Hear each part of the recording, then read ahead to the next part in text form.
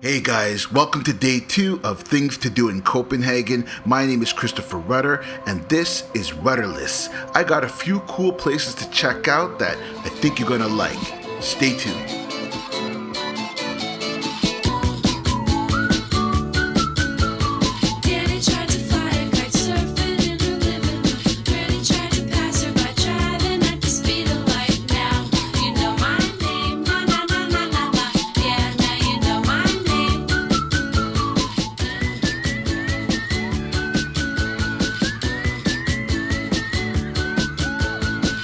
Well, we ended day 1 here at the Little Mermaid statue. Be sure to watch day 1 if you haven't already, but not far from the Little Mermaid statue is Castellet.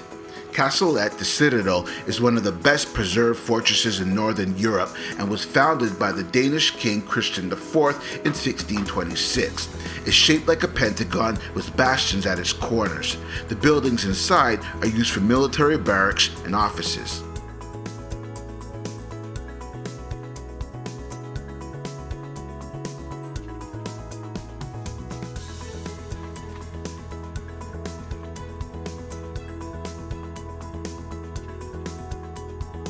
St. Albans Anglican Church is a growing, diverse, and inclusive Christian community. Its mission is to invite all adults and children from every corner of the world to unite in striving for stillness, prayer, community, fellowship, worship, and finding God. Plus, it's a pretty cute church. In between Castellet and St. Albans Church is the largest monument in Copenhagen. The Giffion features a large-scale group of what looks like bulls being driven by the legendary Norse goddess Giffion. According to an ancient legend, Giffion was a goddess who plowed the island of Zealand out of Sweden.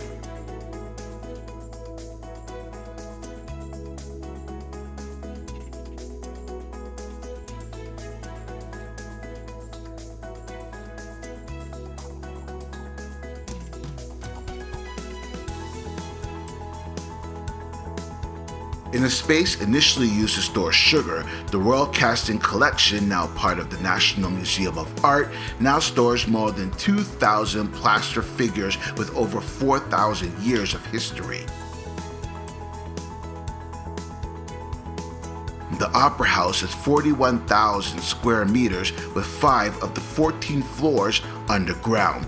The main stage seats 1,400 and the main auditorium has 105,000 sheets of 24-karat gold leaf, which is equivalent to 1.5 kilos of gold.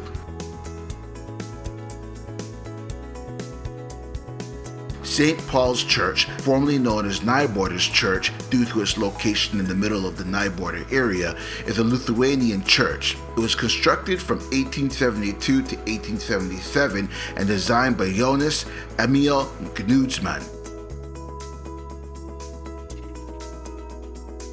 Important note, so listen up. When it comes to what we Canadians refer to as a Danish, like a donut or pastry, does not exist here. I almost got laughed out of a pastry shop when I asked for a Danish. The store owner politely encouraged me to look at all the delicious pastries, pick one, and voila, you have your Danish. Damn you fucking Canadian donut shops.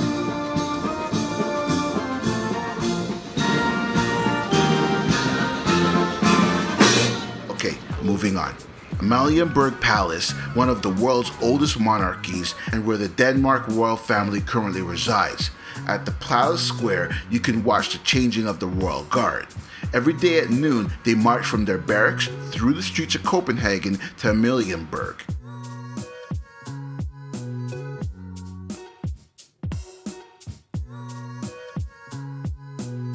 One of the most impressive churches in the city is Starik Church. It's a beautiful marble church with a copper green dome.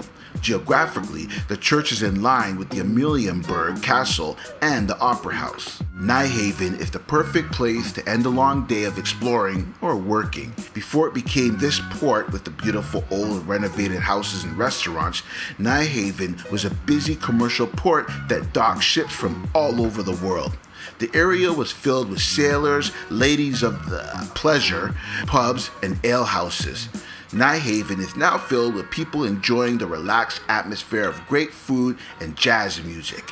Yes! For the next part of this Copenhagen itinerary, I need to go off the grid by exiting the EU and heading to Christiana, aka Freetown. What makes Freetown well known is Pusher Street, where one can buy hash and marijuana from various stalls, even though cannabis is an illegal substance.